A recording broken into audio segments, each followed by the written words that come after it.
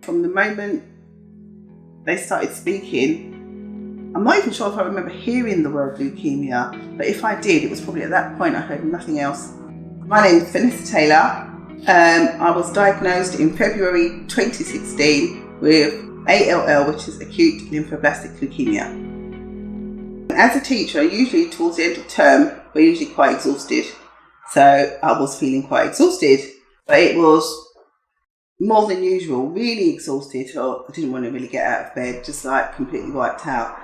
But the school inspectors were coming as well, so it was like, I need to go to work, I need to make sure that our house is in order, as we do. The point came where I was at work, my head teacher actually said to me, Vanessa, you need to go to the doctors. And we were going around to the classes with the inspector, and I was literally dragging myself from room to room, and as soon as I got to the room, I was looking for somewhere to sit, and I wasn't really engaging. We were looking at the children's books. I had my community, I was just not myself normally. I'm looking to show evidence of our wonderful children in their work. And I just was really actually quite quiet. There was nothing, I could hardly move. And he just said to me, go.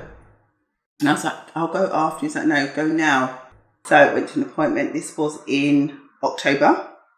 And I went in, told them I was really run down. They did a routine blood test, the usual things that they do. They phoned me that evening and said to me, they thought I might have glandular fever. I was like, okay, nothing to worry about. They said, we're not going to give you anything for it, but, we think you've got glandular fever. No problem.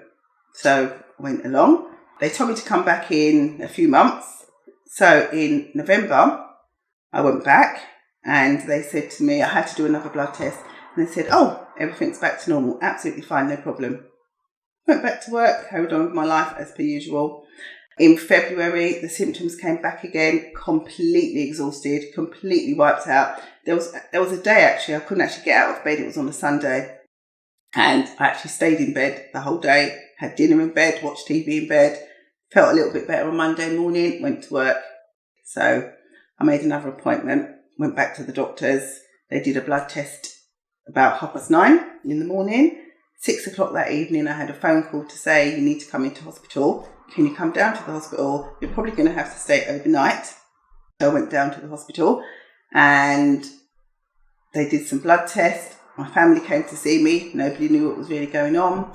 And then the very next morning, the consultant and her team came to see me and they said, you have leukemia.